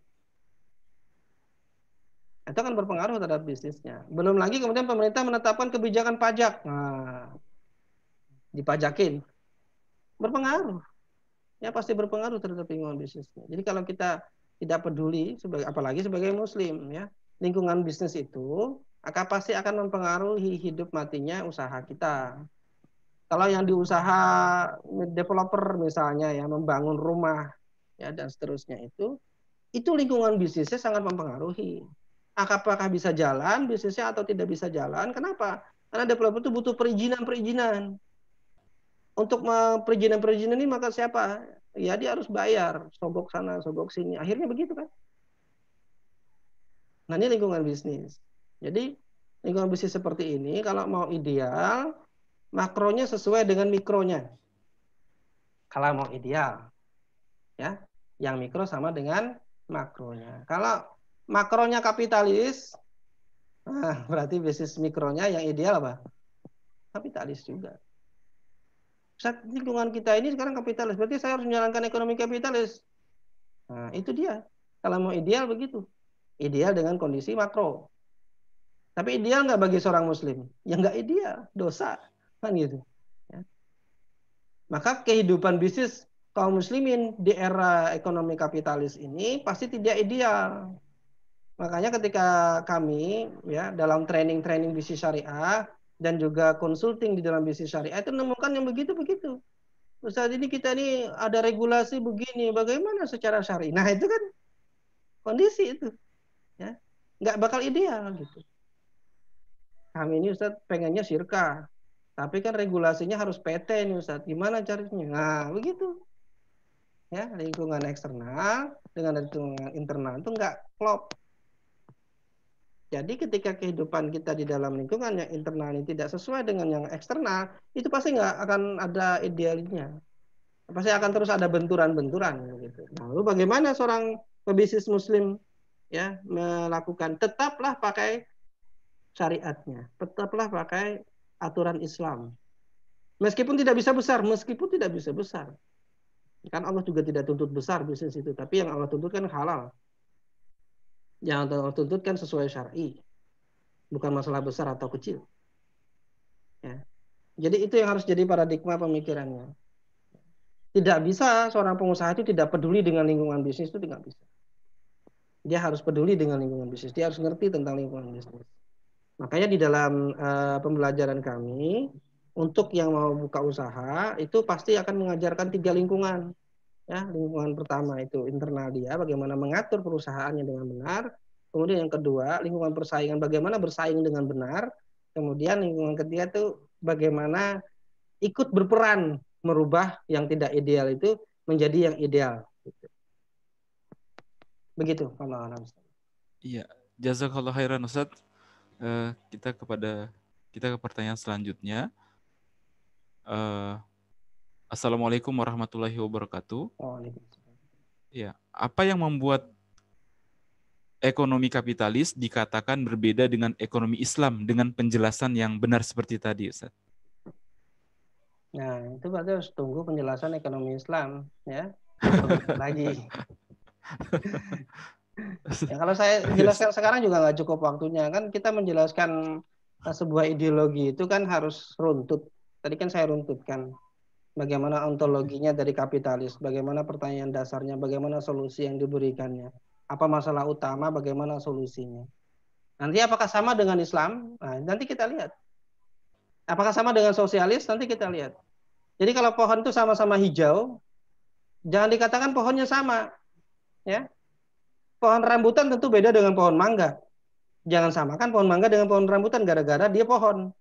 Gara-gara dia punya buah, gara-gara dia punya daun yang hijau, tidak sama gitu. Nah, oleh karena itu saya tadi menyampaikan ekonomi kapitalis seperti itu. Nggak apa-apa, ekonomi kapitalis tadi kok kayaknya bagus banget ya, udah sesuai kayaknya dengan fakta kehidupan manusia gitu. Ya karena memang ideologi itu memandang kehidupan manusia. Makanya dia disebut dengan cara pandang. Dia memang memandang bagaimana kehidupan manusia. Apa masalah kehidupan manusia? Itu memang karakter ideologi, memang pasti begitu. Ya. Oleh karena itu penganutnya ada. Karena penganut itu meyakini ini benar gitu loh. Ya. Oleh karena itu apa perbedaannya dengan Islam? Nah, 2 minggu lagi kita lihat bagaimana ekonomi Islam gitu ya. Sistem ekonomi Islam. Jadi mohon maaf tidak saya jawab sekarang. Biar penasaran, tetap ikut kelas ini sampai selesai. Nanti akan kelihatan apa perbedaannya gitu ya. Baik. Iya, syukran Ustaz. Selanjutnya pertanyaan dari Bapak Ar-Razi ini. Assalamualaikum Ustaz. Langkah-langkah dan strategis apa saja kita lakukan untuk merontokkan ekonomi kapitalis? Jazakallah. Ya, Apa Bapak tadi? Aif. Langkah-langkah dan strategi apa saja yang bisa kita lakukan untuk merontokkan ekonomi kapitalis? Kenapa harus dirontokkan? Kan bagus ekonomi kapitalis ini kan menumbuhkan perekonomian ya. Coba lihat tuh. Tadi saya jelaskan itu ada salahnya. Nah, itu bagus itu. Coba produksi, konsumsi, distribusi jalan selesai mereka. Belum kelihatan sebelum antum bahas ekonomi Islam. Jadi kan kondisinya begitu ya. Nah, bagaimana kita bisa merontokkan ekonomi kapitalis? Ya kalau kita sudah tahu salahnya. Ya, kalau kita ngerti, oh ini ternyata pandangan ini itu keliru gitu. Nah, bagaimana kita bisa tahu itu keliru? Ya kalau kita tahu yang benar. Kalau tadi kan orang ya disampaikan begitu, mungkin banyak yang akan menerima. Oh iya ya, memang begitu kok kondisinya, sesuai fakta. Dan solusinya juga kena kok dengan faktanya gitu. Ya kan coba, harga-harga melambung, banyak yang produksi, harga turun kan seimbang lagi tuh, nggak ada masalah. Apa masalahnya kan? Kita juga kalau dagangan begitu, kadang-kadang ya harga tinggi, kadang-kadang rendah gitu kan. Apa yang salah? Nah kalau kita belum paham dengan ekonomi Islam, memang bisa jadi kita akan mengatakan benar ya. Nah, bagaimana merontokkan ekonomi kapitalis? Kalau kita sudah tahu kalau ekonomi kapitalis itu buruk, salah, ya, nggak benar. Dari mana kita tahu nggak benar? Berarti kita punya sesuatu yang menjadi standar kebenaran. Ya. Dan dengan kebenaran inilah kita menghukumi ekonomi kapitalis. Nah, memang hari ini saya belum sampaikan tentang ekonomi Islam. Ya, kalau sudah nanti disampaikan ekonomi Islam, insya Allah Bapak Ibu semua akan merontokkan ekonomi kapitalis sendiri, nggak usah saya. Kira-kira begitu ya. Maka Bapak Ibu sendiri akan menilai, oh ini salah gitu ya. Oh ini salah berarti harus begini. Caranya gimana? Berarti harus yang benar ini yang kita taruh di yang tempatnya sesuai, yang harus di tempatnya, bukan yang salah ini. Tapi selama kita masih menganggap ekonomi kapitalis itu benar, maka tidak akan ada jalan untuk kemudian kita bisa menaruh kebenaran tadi karena kita sudah menganggap dia benar ya. Jadi kebenaran itu kan mereposisi yang salah ya. Tapi kalau kita sudah menganggap benar, berarti kita menganggap yang lain salah, nggak mungkin terreposisi, gitu. Ya kan nggak mungkin berubah itu. Nah, bagaimana kita bisa merubah kalau kita tahu kebenaran? Untuk merontokkan ekonomi kapitalis, ya harus tahu mana yang tidak sesuai dengan kenyataan, mana yang sesuai dengan kenyataan, mana yang kira-kira oh ini sudah benar, mana yang sudah salah. Nah, secara ideologi apakah ada dari ekonomi kapitalis itu yang benarnya atau sama sekali nggak ada benernya gitu. Nah itu akan kita ketahui kalau kita sudah tahu benernya, yaitu ekonomi Islam itu nanti. Ya, tapi nanti memang sengaja disimpan. Untuk merontokkannya caranya begitu ya, tahu dulu kesalahannya apa, ya ganti yang salah itu dengan yang benar. Nah, tapi untuk mengganti ini berarti kita harus mereposisi yang ada di kepala-kepala manusia. Karena penganut ekonomi kapitalis ini banyak. Kalau di kelas ini ada penganut ekonomi kapitalis, saya yakin mereka akan membenarkan tadi yang saya sampaikan. Memang begitu, udah luar biasa. Memang begitulah, luar biasa. Jadi kalau ngomong sama ekonom kapitalis, dia senang banget yang saya sampaikan tadi. Kenapa? Iya ya, nggak ada salahnya. Apa salahnya dari ekonomi kapitalis? Itulah yang mereka perjuangkan. Nggak mungkin lah kan kalau ini kemudian tidak cukup realistik, ya, kemudian bisa diamalkan oleh 90% negara di dunia kurang lebih gitu ya. Nah, lebih dari 90% negara di dunia mengamalkan ekonomi kapitalis. Itu kan pikiran manusia. Nah, pikiran manusia ini hanya bisa dikalahkan dengan pikiran. Gitu. Jadi pikiran inilah konsep yang ada di benak mereka itu ya, nanti akan kita sampaikan konsep yang bisa membuat konsep yang tadi di benak itu yang dianggap benar itu menjadi terhapuskan. Kenapa? Oh, ternyata salah konsepnya. Ya. Oke, Iya, begitu. syukron. Syukron, Ustaz. Ya. Kita lanjutkan pertanyaannya dari Bapak Aldi Landali ini. Assalamualaikum warahmatullahi wabarakatuh. Izin bertanya, Ustadz. Invisible hand itu apa? Saat di SMA saya diajarkan invisible hand itu tangan Tuhan yang mengendalikan harga. Mohon penjelasannya, Ustadz. Syukron. Jazakallah. Ya, baik. Ya, invisible hand ini memang tangan hantu. Emang tangan yang tidak berwujud menurut mereka pemahaman kapitalisnya Tangan tadi. Tuhan ya tadi. Bukan tangan Tuhan, Tangan. Tuhan, tapi hantu. Jadi mereka maksud invisible hand itu adalah suatu kondisi alami yang akan terjadi dengan sendirinya. That's invisible hand. Ya. Invisible hand itu adalah mekanisme alamiah yang akan membuat keseimbangan lewat supply dan demand. Supply banyak, ya berarti harga turun. Kalau mau harga naik, supply-nya kurangi atau demand-nya banyaki. Nah ini invisible hand yang dimaksud invisible itu. Makanya kalau mereka invisible hand ini sesuatu yang alami dengan tadi yang saya bilang tadi, kalau tinggi akan banyak yang akan lari ke sana, akan membuat dia turun sendiri. Itu adalah invisible hand menurut mereka. Begitulah apa kekuatan supply dan demand mengatur harga. Nah dari sini ini adalah makanya kenapa kita lihat ini sebagai sebuah pandangan hidup gitu. Ya. Karena mereka meyakini sesuatu yang sebenarnya wujudnya itu nggak ada. Yang disebut dengan invisible hand tadi. Mereka meyakini bahwa itulah adanya invisible hand yang mengatur ke titik keseimbangan kembali setelah terjadi krisis. Akan kembali lagi, itu invisible hand. Mereka sendiri juga nggak bisa menjelaskan secara rinci bentuknya apa, nggak ada. Itu adalah bentuk keyakinan. Dengan mereka meyakini akan kembalinya ya kondisi keseimbangan itu secara alami. Gitu. Makanya mereka meyakini saja, tetap meyakini meskipun krisis berulang kali terjadi, mereka meyakini tetap ini yang benar. Paham kan maksud saya? Kenapa masih tetap mengajarkan sistem ekonomi kapitalis di sekolah-sekolah, di universitas-universitas? Bukan mereka itu tidak pintar, mereka pintar-pintar. Ya, mereka doktor, profesor di bidang ekonomi. Tapi karena mereka meyakini ini benar gitu. Ya, itu alami saja siklik krisis itu alami saja bagi mereka. Ya nanti akan kembali lagi invisible hand. Nah, oleh karena itulah kenapa kita bilang ini sebuah pandangan hidup. Karena dia ada meyakini sesuatu yang tidak bisa dijangkau. Berarti kan itu menggunakan sebuah pandangan, keyakinan.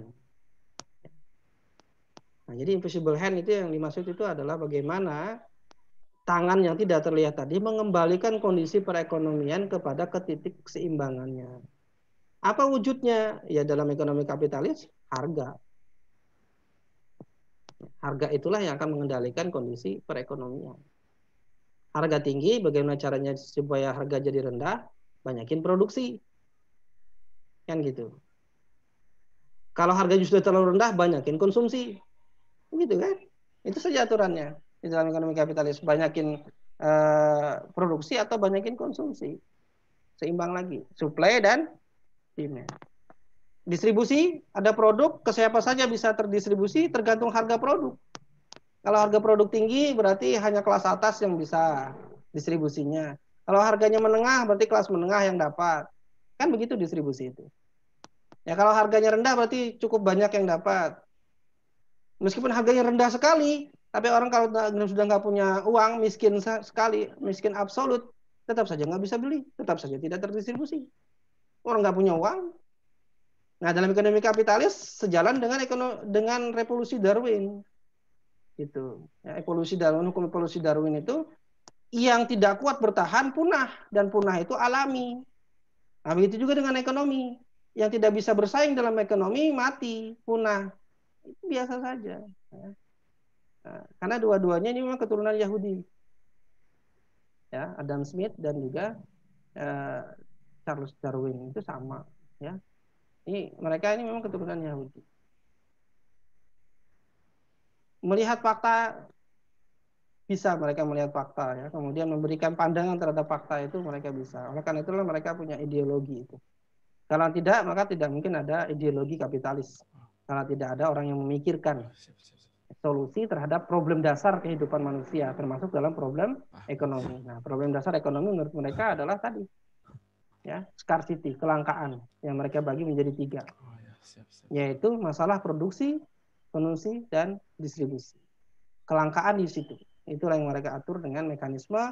Solusinya adalah dengan mekanisme harga. atau pasar bebas. Gitu. Baik begitu. Ya, syukron kasiran Ustaz. Tadi saya baru saya melihat Pak Ahmad raise hand. Mungkin Iya Ustaz. halo Pak Ahmad. Ya, assalamualaikum. Ya, Waalaikumsalam. Ya, silahkan Bapak. Mungkin videonya bisa diaktifkan juga. Oh, baik, baik. Ya, bismillah. Assalamualaikum warahmatullahi wabarakatuh. Waalaikumsalam warahmatullahi wabarakatuh. Ustaz, ini dalam praktiknya ini kan bahwa kita dibentur-benturkan kalau mau memasuki era kompetisi gitu ya dalam bisnis atau bahasa bukan maksudnya untuk lebih maju dan berkembang atau mendapatkan pasar. Contoh bahwa ketika kita mau menawarkan sesuatu yang sifatnya besar atau kepada sebuah institusi, maka dibutuhkan legalitas. Satu, harus ada bentuk PT, bla bla dan sebagainya. Satu itu. Kedua, kalau sudah PT, ujung-ujung yang lainnya adalah pajak dan lain-lain. Itu sudah satu rangkaian. Ya. Maju lagi ke satu hal lain bahwa ketika kita growth tumbuh, maka karyawan Anda harus BPJS. Jika tidak BPJS, A, B, C, D, E, F, G dan seterusnya gitu. Ini kan benturan-benturan yang benturan-benturan memang realistis yang terjadi saat ini. Maksud saya adalah pertanyaannya, bagaimana kita hukumnya ini ketika kita pada akhirnya harus membayar pajak. Pada akhirnya kita kalau mau bisa memenangkan pasar gitu, kita harus membuat PT. Bagaimana kita mau tumbuh, karyawan Anda harus BPJS. Mungkin sebagai perusahaan bolehlah kita akan menolak asuransi-asuransi yang lain gitu ya. Tapi ketika dibenturkan dengan BPJS, ini memang agak rumit. Ini bagaimana kira-kira Ustaz? Sebelum ekonomi Islam memang benar-benar bisa kita tegakkan gitu, menunggu khilafah. Assalamualaikum warahmatullahi wabarakatuh. Waalaikumsalam warahmatullahi wabarakatuh. Nah, itulah tadi yang kita sampaikan ya. Jadi pengusaha itu tidak bisa tidak peduli dengan lingkungan di mana dia hidup, gitu kan? Nah, sekarang bagaimana menyiasati dalam tanda kutip ya, menyiasati. Kita kan inginnya Islam yang kita terapkan dalam bisnis kita. Oleh karena itu kita harus paham hukum-hukum Islam terkait dengan kondisi-kondisi eksternal. Mau tidak mau wajib, gitu ya. Jadi setiap pengusaha Muslim itu dia harus paham bagaimana menghadapi berbagai kondisi perekonomian. Apa yang bisa kemudian dia lakukan, apa yang tidak boleh dia lakukan. Gitu. Wah, ini kan Ustaz ada ini, kondisinya memang mengharuskan saya begitu. Nah, sekarang hukum syaratnya mengharuskan Anda begitu atau tidak. Nah, itu yang penting dicari tahu. Ya. Kalau hukum syaratnya tidak membolehkan, bagaimanapun kondisinya, Anda tidak bisa mensiasati. Kalau itu memang tidak diperbolehkan. Gitu. Ya. Tidak kemudian mensiasatinya dengan menggabung-gabung akad misalnya. Ini contoh saja ya, menggabung-gabungkan akad. Ini kan leasing kan nggak boleh misalnya contohnya. Leasing itu kan nggak boleh. Leasing itu kenapa? Ya karena tidak jelas, goror dari sisi akad. Kemudian, tapi saya mau yang Islami, leasing yang Islami gimana? Nah muncullah kemudian dibuatkan akad, ya akad yang disebut dengan IMBT. Ijarah, mutahiyah, bitamlik. Apa itu? Leasing. Intinya sama. Tapi namanya sudah Islami kan?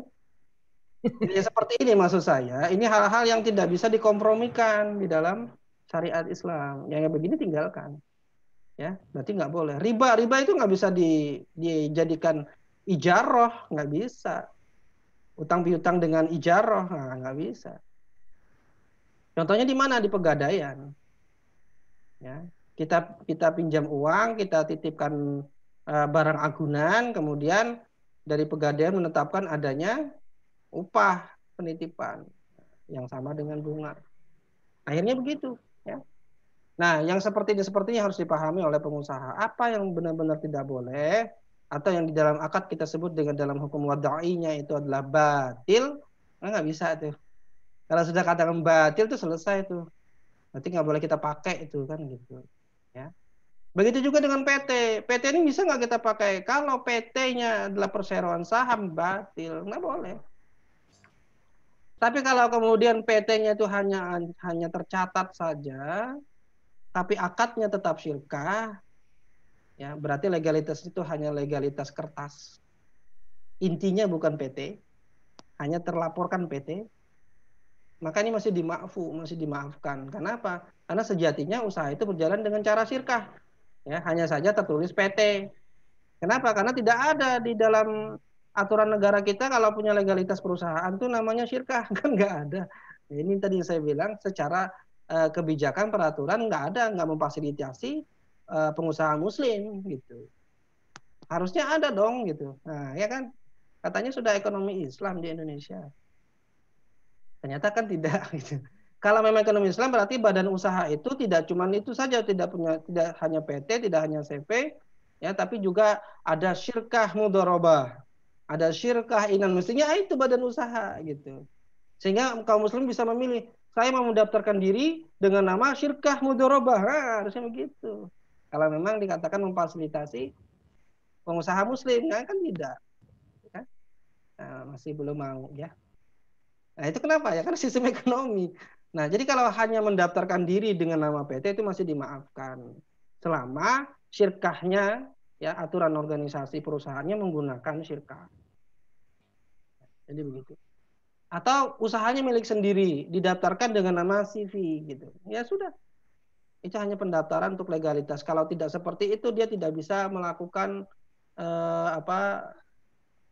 transaksi dengan institusi, terutama institusi pemerintah atau yang lain yang mensyaratkan itu kan gitu. Nah, seperti itu selama kemudian badan usahanya itu benar secara syar'i, maka penggunaan label CPPT ya hanya sebagai tercatat di legalitas pemerintahan itu masih boleh, masih dimaafkan. Karena transaksi yang terjadi di dalam usahanya itu bukan PT. Gitu ya. Nah, karena itu maksud saya ketika orang ingin menjalankan dengan syariat usahanya itu penting sekali untuk memahami hukum-hukum seperti itu.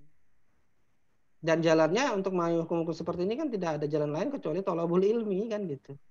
Ya, thalabul ilmi, belajar.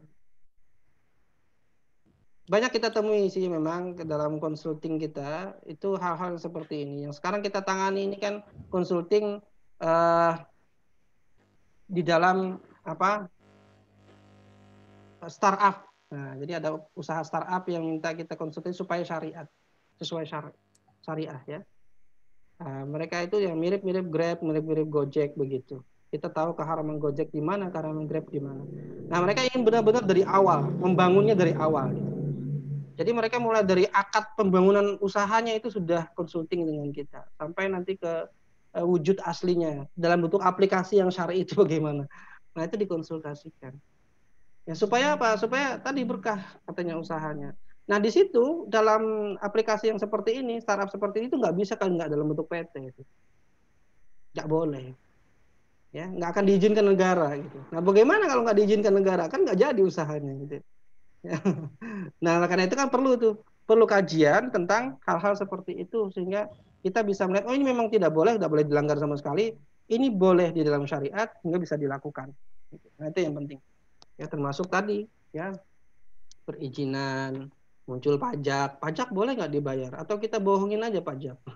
Bagaimana sebenarnya perusahaan itu dengan pajak itu zalim, tidak boleh hukumnya dalam Islam. Tapi kalau perusahaan dipaksa bayar pajak terus bagaimana? Kalau dia nggak bayar pajak usahanya ditutup misalnya gitu. Atau dibekukan asetnya dan seterusnya, lalu bagaimana? Berarti dia dalam kondisi dia dipaksa. Nah, bagaimana kondisi kita dipaksa membayar pajak? Ya bayar. Ya, karena itu adalah penarikan pungutan yang haram oleh mereka. Untuk kita tidak. Itu seperti orang yang, mohon maaf ya, misalnya perempuan diperkosa. Apakah perempuannya haram? Ya tidak. Ya haram yang memperkosa. Nah, contohnya ekstrim ya. Nah, jadi begitu. Atau kita di tengah jalan kemudian dibegal oleh orang lain. Apakah kita ketika menyerahkan itu haram? Ya tidak. Tidak haram bagi kita menyerahkannya. Haramnya dia. Nah, kalau kita mau membela diri sampai mati, ya kita syahid di situ. Itu ada ukuran-ukurannya. Itu. Tapi kalau kita menyerahkan diri pun tidak haram. Bukan menyerahkan diri, menyerahkan harta kita tadi ya. Nah, itu seperti yang tadi dipajaki oleh pemerintah, ya kita bayar. Tapi kita tidak ridho dengan itu.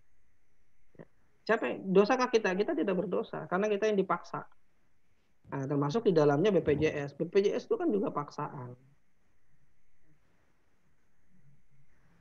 Kayak kalau dalam pengaturan karyawan itu juga harus paham para pengusaha bagaimana mengatur karyawan itu sesuai dengan syariat Islam. Sehingga tidak salah. Apakah boleh ngasih pesangon gitu ya? Apakah boleh ngasih THR dan seterusnya dan seterusnya. Bagaimana menetapkan upah dan seterusnya. Ini penting ya kalau ingin sesuai syariat. Baik, begitu Pak Ahmad. Siap Ustaz, jazakallah. Iya.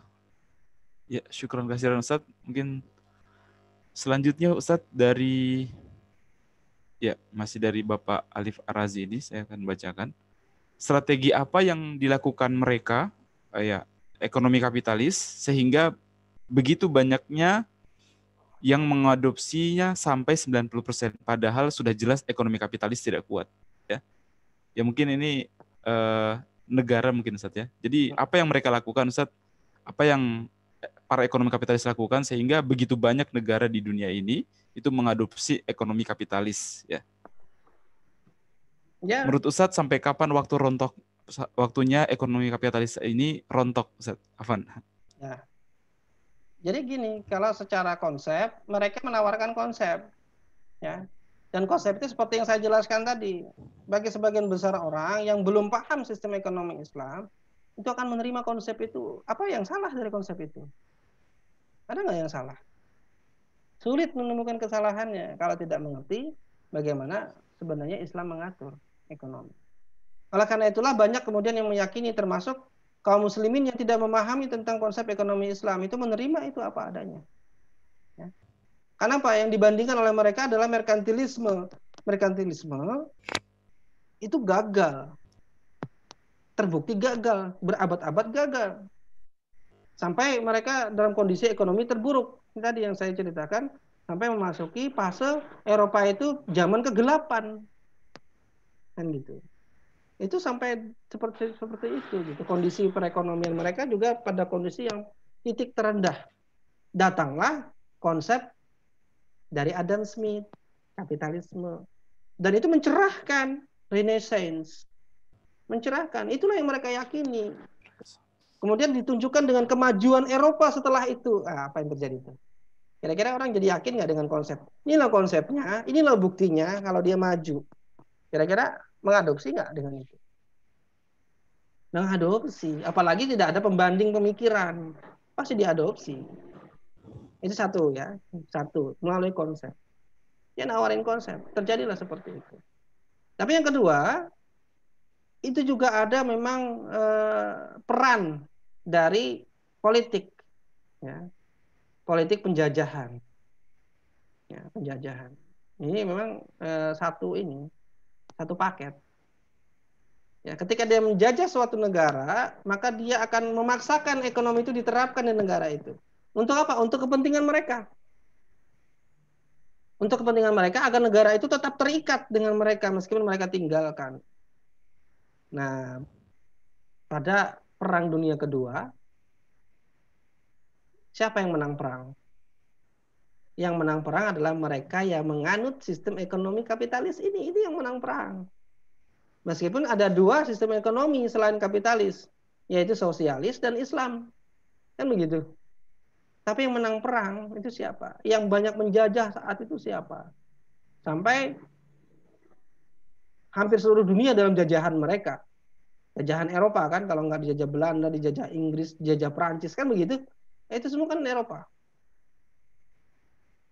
Nah, yang mereka tinggalkan di negeri-negeri jajahan itu adalah ekonomi mereka.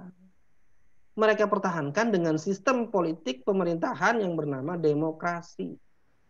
Itu setali dua uang. Sama gitu loh. Ya, jadi dengan demokrasi itulah mereka mempertahankan sistem perekonomian itu. Demokrasi di bawah kendali mereka. Kira-kira siapa yang akan menguasai parlemen dalam demokrasi? Orang-orang yang punya kapital. Kan begitu. Nah, orang yang punya kapital ini yang kemudian mengendalikan hukum di negara itu agar tetap menjalankan sistem ekonomi kapitalisme, yaitu persaingan bebas. Nggak boleh negara ngatur, persaingan bebas. Ya, dengan persaingan bebas inilah kemudian dia orang-orang yang serakah bin tamak tadi kita bahas di awal, yang serakah bin tamak yang dibilang oleh kapitalis sebagai orang positif tadi, ya. Nah, inilah yang kemudian menguasai seluruh aset. Karena harus begitu. Kalau mau dibilang sebagai negara kapitalis, sistem ekonomi kapitalis yang sukses itu adalah membiarkan aset-aset itu bebas dikuasai oleh siapa saja. Nah, ini memang tujuannya begitu, gitu. Ya. Jadi ada dua hal itu sebenarnya yang terjadi kenapa sistem ekonomi kapitalisme itu langgeng. Siapa sebenarnya yang menjadi penantang dari juara sistem ekonomi ini? Pernah ditantang oleh sosialisme. Akhirnya apa? Bubar sosialisme karena tidak kuat konsepnya. Ya. Konsep sosialisme yang tidak kuat itu pernah dijalankan oleh negara, negaranya bermasalah, ambruk lagi, terbukti kata kapitalisme kamu nggak cocok sebagai sebuah sistem ekonomi. Tapi tetap saja ada penganutnya sistem ekonomi kapital sosialis. Nanti kalau kita sampaikan besok, jangan-jangan nanti tertarik dengan sosialisme juga. Karena bagus sosialisme itu. Nah gitu, ya. Nah, Islam kenapa tidak muncul? Yang dari Islam itu dihapuskan dalam sejarah ekonomi. Silakan buka sejarah ekonomi, nggak ada menyebutkan sejarah sistem ekonomi Islam. Dalam seluruh pelajaran, ya, pelajaran tentang ekonomi, sistem ekonomi itu nggak ada menyebut sistem ekonomi Islam. Luar biasa kan? Padahal 2/3 dunia dijalankan sistem ekonomi Islam, tapi nggak ada sejarahnya itu di dalam pelajaran-pelajaran sistem ekonomi. Ya, pasti yang akan dipertentangkan adalah kapitalisme dan sosialisme atau dengan merkantilisme tadi. Nah, itulah yang ditanamkan di benak para pembelajar itu, ya. Dan para pembelajarnya karena tidak punya konsep, tidak bisa membantah, terima. Ketika dia menerima dan meyakini, dia menyebarkan. Nah, itu kenapa tetap bertahan. Paham maksudnya kan? Konsepnya memang ada, negara yang mengemban ada, ya, kemudian masyarakat yang diajarkan tidak memiliki konsep yang kuat untuk melawannya, akhirnya itu diterima. Lalu bagaimana ini? Kapan bisa rontok? Ketika masyarakat paham ekonomi ini buruk. Kapan itu? Ya tergantung kita. Kok tergantung kita, Ustaz? Ya benar kan? Karena pemikiran itu harus disampaikan oleh kita. Kalau nggak disampaikan oleh kita, masa kitab itu datang sendiri ke dia? Enggak kan? Kitab-kitab yang membahas tentang ekonomi Islam itu tidak akan bisa datang ke dalam pikiran, ke dalam benak-benak para ahli ekonom kapitalis itu nggak akan masuk ke dalam mereka kalau nggak ada yang menyampaikan. Nah, tugas kita lah yang menyampaikan. Tapi Ustaz, saya kan bukan ahli ekonomi, nggak harus jadi ahli ekonomi untuk paham ekonomi Islam. Saya juga bukan ahli ekonomi Islam. Tapi saya paham konsep Islam di dalam ekonomi. Saya paham konsep kapitalisme, kenapa dia dipandang sebagai sebuah konsep yang buruk. Paham tentang sosialisme, kenapa sistem itu dianggap buruk. Ya. Kenapa bisa paham? Karena mengkaji. Nah, jadi memang harus dikaji. Nah, yang saya sampaikan ini, dalam kajian kita ini, saya mengambil hanya dari satu kitab saja sebagai rujukan utama, yaitu An-Nizamul Iqtisadi fil Islam. Sistem ekonomi di dalam Islam. Di dua bab pertamanya itu membahas sistem ekonomi kapitalis dan sistem ekonomi sosialis. Diajarkan kita tentang itu. Dan itu sudah rangkuman dari ulama pemikir. Nah, bayangkan tuh. Rangkuman dari ulama pemikir. Di-compare dengan kejadian nyatanya, memang begitu adanya ekonomi kapitalis dan begitulah adanya ekonomi sosialis. Sebenarnya kita ini mudah sudah, ada kitabnya untuk memahami itu ya. Tinggal kitanya mau mengkaji atau tidak. Kalau dibaca sendiri gimana? Saya bisa nggak pusing insya Allah kalau dibaca sendiri. Kenapa saya bilang begitu? Karena mungkin kita itu bukan orang ekonomi, sehingga tidak begitu paham dengan istilah, dengan prakteknya ya, sehingga ketika membaca sendiri itu bingung. Ya ini yang banyak saya temukan sebegitu. Ya, baca sendiri tentang kitab Nizamul Iqtisadi fil Islam, terutama dua bab awal itu pusing Ustaz. Ya, kenapa? Karena kebanyakan kita itu memang tidak bergelut di situ.